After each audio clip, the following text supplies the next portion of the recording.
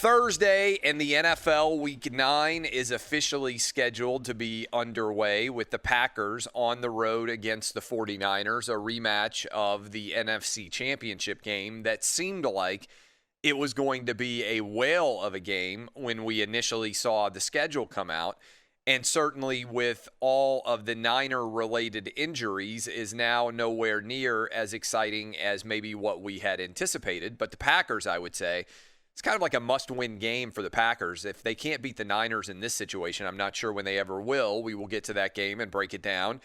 We also had the return of the Mac, and that was awesome to see on Wednesday night. I'm sure that there were a lot of you who are not huge college football fans, but found yourself getting sucked into Wednesday night college football because you love football, and also because you're trying to escape the insanity going on as the election counting continues, as we enter, a third straight day now of ballot counting with chaos abounding everywhere.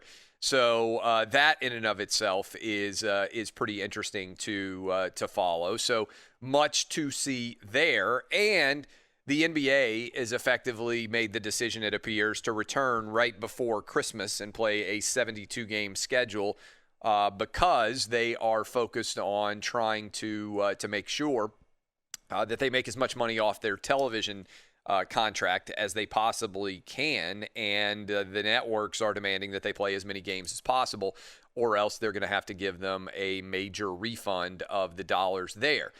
News that is unfortunate for many people, but I anticipate will come down potentially as soon as today. Speaking of the reasons why you have to play a 72-game schedule and the television networks demanding it, ESPN is going to be laying off hundreds and hundreds of people, I'm told, this week. And the reason is because the business has collapsed. There was an interesting story that I saw on CNBC, and I meant to talk about it a while ago. But CNBC, of course, the business network, predicted that there would soon only be 50 million people with cable or satellite or streaming cable packages. And I say cable, it could be a satellite package, it can be YouTube TV or whatever else. But the bundle of all the different cable channels that just about everybody out there listening to me right now grew up having, there used to be 100 million households that had those bundles. And now we are down to 50 million households potentially being projected for how many people are going to have those cable bundles in the near future. And if that is true that 50 million is going to end up being the number in the next couple of years, then we're talking about an unbelievable loss of money for cable and satellite companies, and ESPN would be the biggest loser over the cord-cutting collapse. And what's interesting is I've been writing and talking about the collapse of the bundle through cord cutting now for years. And when I initially started writing about it was back in about 2013, because the peak of the number of people that had cable and satellite subscriptions came around 2012. And since that time, it has continued to decline precipitously, and it's now projected to be down 50%. And the question is, where is that number going to end up? And if you're a sports fan, what does that mean for how we're going to continue to consume sports? I think many of us are going to have to end up buying multiple streaming options in order to watch the sports that you want. Now, some of you are saying, well, I'm already having to do that. Well, that's true. A lot of you have had to buy ESPN Plus because you're a fan of a certain league, and that's the way you have to watch. A lot of you have bought WWE Network, let's say, because you like watching WrestleMania and things like that. So, in general, that is a storyline that is probably the biggest in the world of sports from a business perspective. The way that we consume sports and the way that teams get paid and the way that, as a result, executives and players get paid is changing in a really rapid fashion. And I'm not sure that the money is going to end up being as substantial as it was under the cable and satellite bundle. So all of that as we begin the Thursday edition of the program and we get rolling. I'm curious on this. How many of you watched the MAC last night? I watched, and then I just fell asleep. I was so tired after staying up pretty much all Tuesday night and then getting up and doing the show Wednesday morning. So I was watching the MAC and completely fell asleep with that on my television last night. But I was at least paying attention to it. I had Ball State because Jason Whitlock told me they were going to win, and instead they threw a pick-6 interception with 37 seconds left to lose that football game. So that was my experience from a gambling perspective last night. What about you? Did you watch any of it, or were you still all in on the counting, Danny G? Yeah, I was wondering if Jason Whitlock picked the wrong night to go have lasagna at your house. I actually spent the night sleeping. Yeah, you were dead too. I was. I needed to catch up on sleep, so I saw the highlights this morning. Yeah. And by the way, we should mention, because a bunch of those guys are my buddies, the Big Noon Fox College football show, they're now on quarantine. Yep. And so they had to call up the B team to do the college football pregame show on Saturday. I didn't even make the B team. I thought maybe, like, when I heard about this, I thought, well, maybe they're going to be so desperate that they're going to be like, hey, Clay, you know college football as well or better than most anybody that's on the air at FS1. Hey, we need you to step in. No. They will do it. And, I will say this. I don't think we are going to go on like a year where nobody is allowed to travel for anything other at Fox Sports other than the most important events possible. Like, they shut down travel at Fox in March because we were supposed to be in Vegas for the NCAA tournament for a second straight year. So they shut down all non-essential travel. Now, they're still traveling if they have to do a game or whatever else. But, I mean, in terms of essential travel. And I was thinking about this, Danny G. I don't know what's going to happen, for instance, at the Super Bowl this year. Because I can't imagine that the first week in February, they're going to have Radio Row like they typically do with big stages and all of those apparatus. So I don't even know if we're going to be allowed to travel for the Super Bowl this year. That's a good question. Have you thought about that? The Super Bowl is in Tampa. And ordinarily, for those of you out there who listen, ordinarily we would do the show from Radio Row. It would be a lot of fun. We'd have guests, and sometimes you guys can walk through depending on whether Radio Row is going to be open.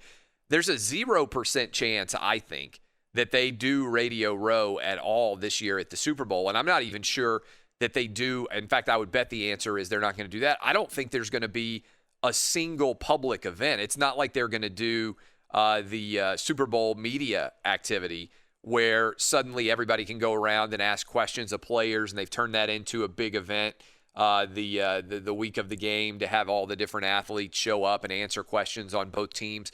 There's no way they're doing that in person. They may do like Zoom sessions with a few players, but I'm not sure that there's anything. We talked about this with Ron DeSantis earlier in the week, the governor of Florida, and he said he wanted it to be as robust of a Super Bowl-like experience as possible. But I don't think there's any way that most of the Super Bowl-related events are going on. Yeah, it's definitely something that I have thought about because it's a trip I look forward to every year.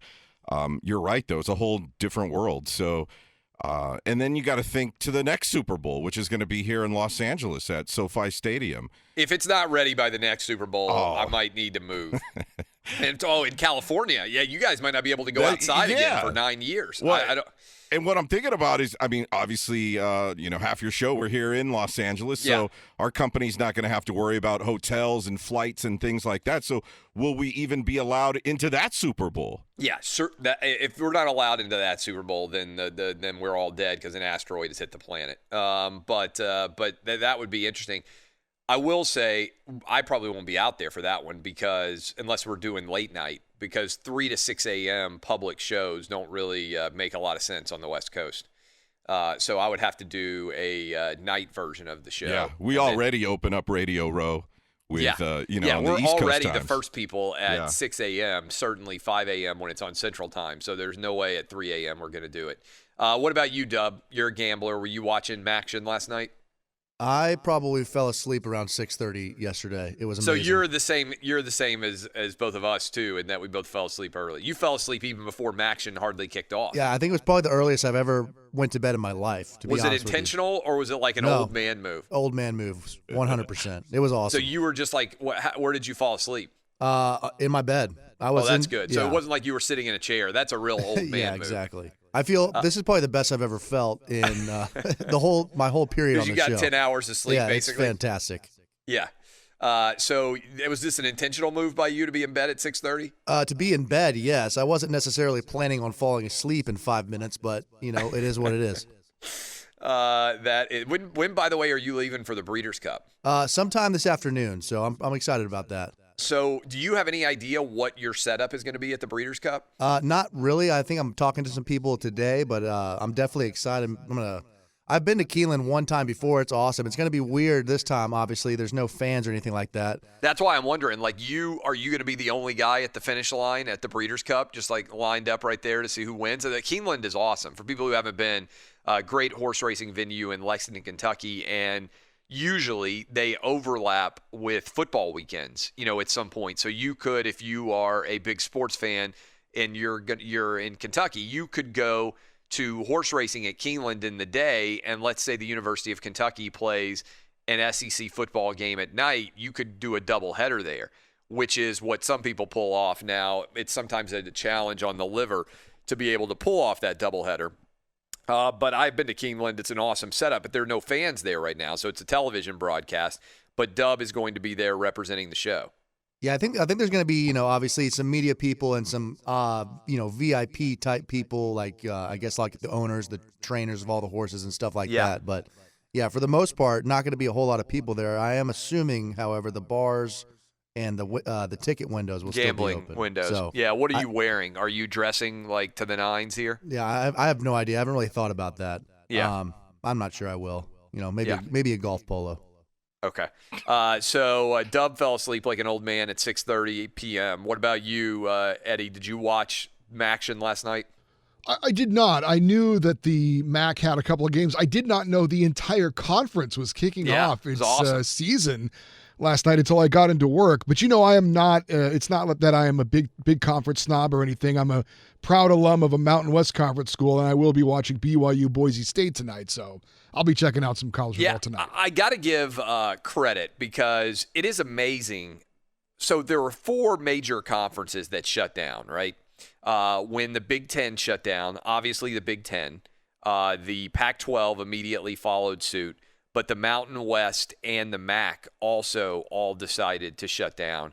And now all 4 of those conferences are coming back. I don't know how many weeks of action the MAC is playing, but it's pretty wild that they are playing on Wednesday, I believe, basically the rest of the season, starting right now. And so at least those guys are getting the opportunity to play. And again, that's one of the things that I'm proudest about on the show that we've been doing now for basically 5 years is how hard we fought for the Big Ten. And on behalf of the players, coaches, fans, and parents, the fact that we are now able to have all these games going on is pretty great. And by the way, like we said, the NBA is coming back, which it's going to feel like the NBA never left, because when was the last day for the NBA? Like mid-October? Something like that. I don't know when game 5 of the NBA Finals was, but they're basically going to have like a month off before they get back into training camp. And I think one of the big takeaways is they're going to be you thought load management was significant before COVID hit. I mean, there are going to be a lot of dudes taking off 20 and 30 games because of how rapid this turnaround is on the return of their season. It's pretty crazy. And also, I mean, look, the NBA has basically decided, based on collapsing ratings, that they're not going to play in July and August going forward, which has been my argument for a long time. They want to be done before the Olympics come back, and the Olympics are scheduled to come back in mid-July. They were postponed for a year. So that storyline is going to be interesting. Roberto, did you watch anything on television last night? No. My daughter had an early play date, and after that, she went to sleep, and just watched a little bit of election stuff, and then I took a nap after that. So last night I told my 6-year-old we could watch anything that he wanted to watch. So I switched off Maction for a while, and he wanted to watch the 1960s version of Rudolph the Red-Nosed Reindeer. The Burl Ives edition. So we ended up ordering that with Rudolph the Red-Nosed Reindeer. So Yukon Cornelius. Yeah.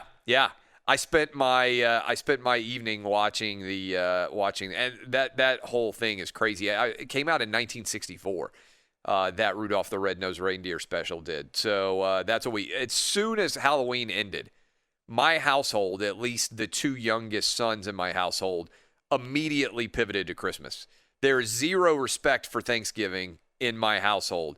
The minute the calendar goes to November, it's all Christmas in this house. So the 6-year-old wants to watch Christmas movies every day. He already wants that calendar up, the Advent calendar, where he can get a piece of chocolate every day as he waits for Christmas. We got letters to Santa that are already going out. So come November 1st, it is already time for the holiday season and for Christmas to be here.